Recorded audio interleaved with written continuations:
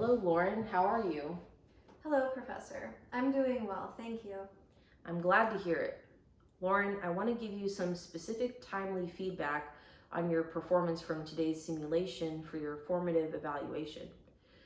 I want you to feel comfortable during our conversation, so I chose the Teacher's Lounge as our setting because it's quiet, private, and is hopefully a little less daunting than meeting in my office. Let me preface our conversation with a short quote about feedback and why it is necessary. A world without feedback would lead to unchecked poor performance, lack of reinforcement of good performance, and essentially no path to improvement. As your preceptor, my purpose is to help you improve your practice and successfully achieve the simulation and course learning objectives. It is also important that I clearly differentiate effective feedback from judgment, which has a negative connotation. Effective feedback is meant to be non-judgmental, objective, fair, and a constructive way to evaluate learning and close performance gaps. Lastly, I want this feedback session to be bi-directional, meaning you should give me feedback on my performance as your preceptor. Providing feedback across power differentials, meaning from student to preceptor, is a fundamental competency in effective healthcare team communication, which is necessary for patient safety. In these ways, I will make sure that I'm doing everything I can for my part to support your learning needs. If you have any questions, please don't hesitate to ask, because again, I want this to be a really supportive learning environment for students. Are you ready to begin? This is all good to know. Thank you, Professor. I'm ready for your feedback. Please go ahead. All right.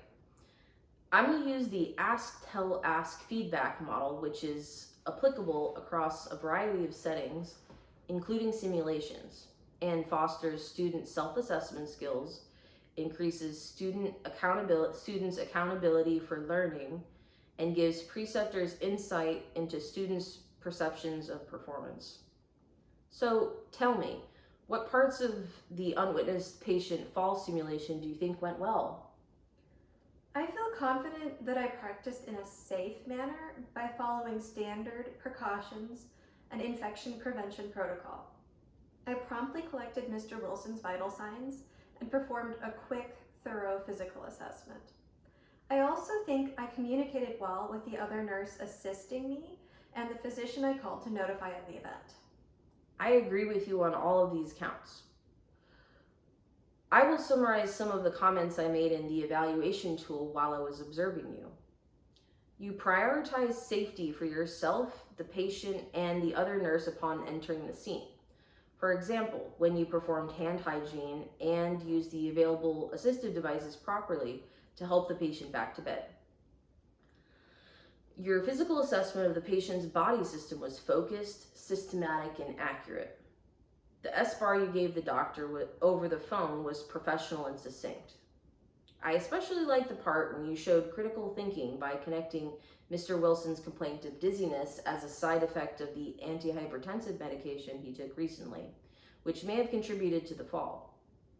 What do you think you could have done to improve your performance today? Well, in retrospect, I should have taken the time to provide fall prevention education to the patient and family, instead of only resetting the bed alarm and applying a yellow fall wristband.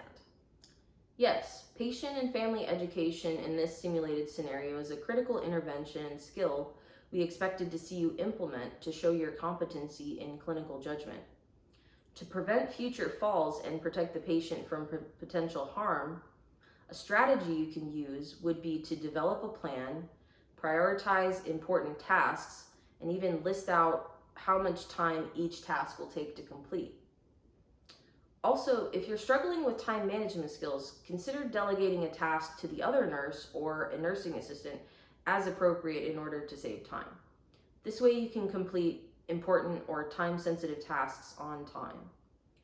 Repercussions of not meeting all required competencies could mean re-education is needed, or at worst, failing the course. I will follow up with you at our next scheduled meeting after clinical to see how you are progressing and if you are able to incorporate this skill.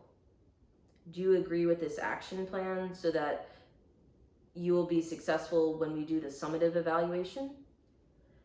Yes, absolutely. This is a reasonable and feasible solution.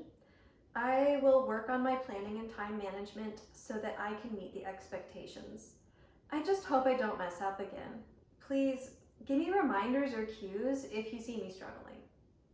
I will be close by to give you reminders and support so that you can succeed. Think of this as a learning opportunity for you to improve your skills. I feel confident with practice that you will master this competency. Do you have any questions for me? No, thank you for the helpful feedback, Professor. See you later. Goodbye, Lauren.